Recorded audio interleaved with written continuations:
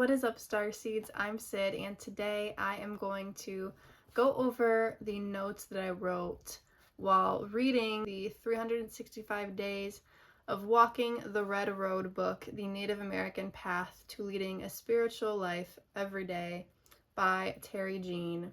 I read this book about a year ago when I mentioned that his mom was an author. I got her book and it was amazing. Cute little setup of January 1st through December 31st, and there's stuff so you can read it one page a day if you would like. I read it just kind of in a few different goes. I didn't go day by day, but it is nice if you want to do that if you're somebody who doesn't have a lot of time to read.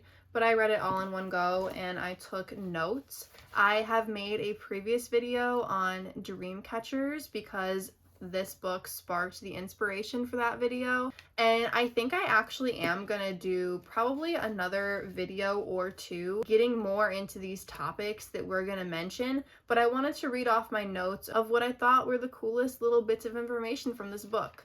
So the first thing is that there is no native word for religion in any tribe's language. They are not religious, they simply know the spiritual truth because they live in harmony and peace and respect with nature and are a part of it, not greater or separate from it. So I thought that was really cool. And I bet you now there's Native American words for things like religion, but one of the key takeaways that I took from this book is that they aren't religious, they are spiritual, and they wouldn't even really call it spiritual. They would call it, they're a part of nature. They're not separate from it. They're not greater than it. They are a part of nature, very much so.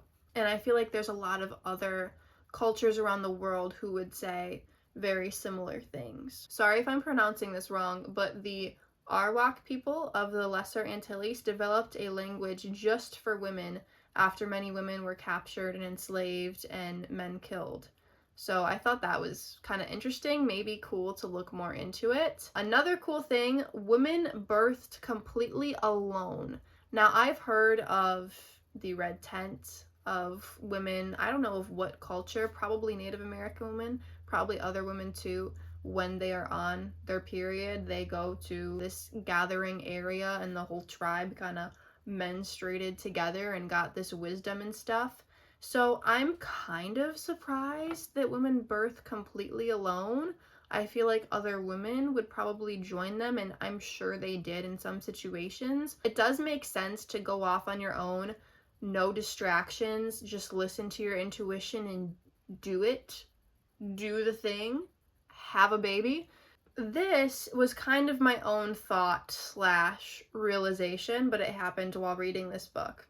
So Father, God, Sky, is like how astrology placed us here.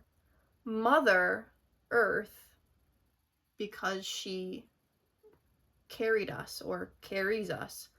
Brother, Fire, Sister, Water, because they're kind of here with us on this earth, on the mother, under the sky, under the father, on the mother. And we're on earth, the mother, by the God, sky, father. Like how your father inseminates the mother, like how the sky, God, astrology, the universe, kind of put us on earth, on the mother, for the mother to carry us. Just kind of a thought realization. Basic housing structures. I definitely want to do a video building a chickie, an igloo, a pit house, a teepee, a wickiup, a pueblo, a hogan, a wattle and daub, a longhouse, a wigwam, a plank house, a lean-to, and an earth lodge.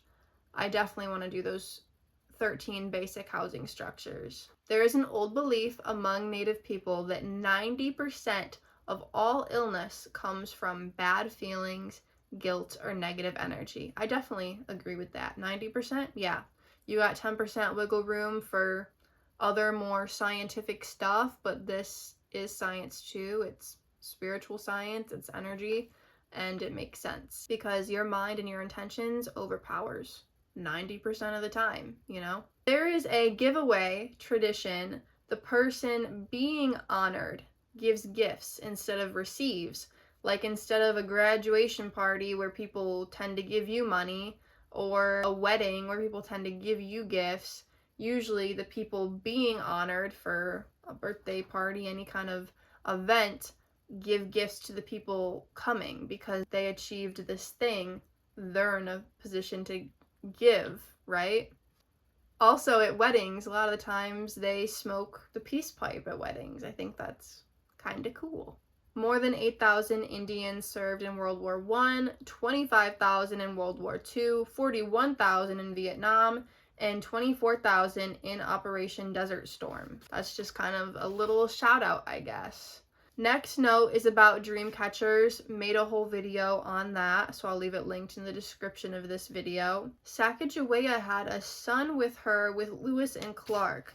That is something that I will definitely need to research more and see what comes up, if there's truth to that. Sacagawea having a son with her. The corn dance, butterfly dance, hoop dance, and sun dance.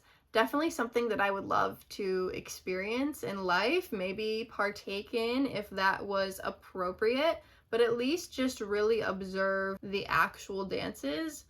There's so many cultures that I appreciate, but I am on American land. I live in Michigan. I was born and raised here, and there were tribes in Michigan. There still are tribes in Michigan.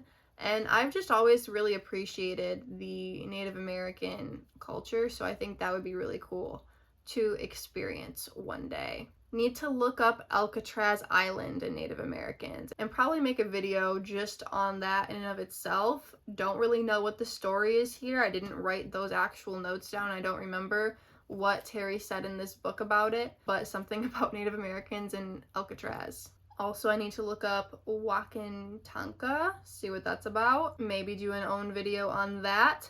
And then the last little note I have here, wisdom I will leave you guys off with. Treat the earth well. It was not given to you by your parents. It was loaned to you by your children. We do not inherit the earth from our ancestors. We borrow it from our children. That's an ancient Indian proverb. This was a pretty quick read because it's thick, but the pages are shorter. Thought I would see what Alex's mama was cooking up there, and she was cooking up some wisdom. I have obviously so many books. There's more in my closet. There's more under my desk. There's more next to me.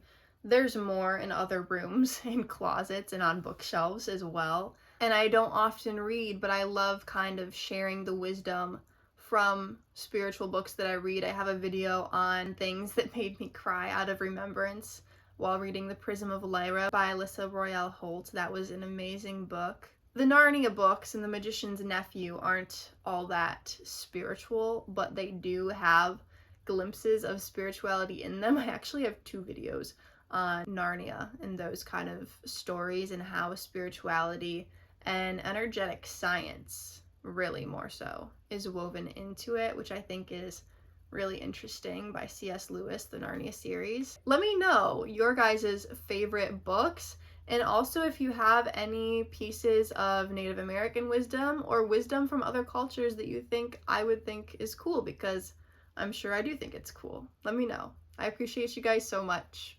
Peace out.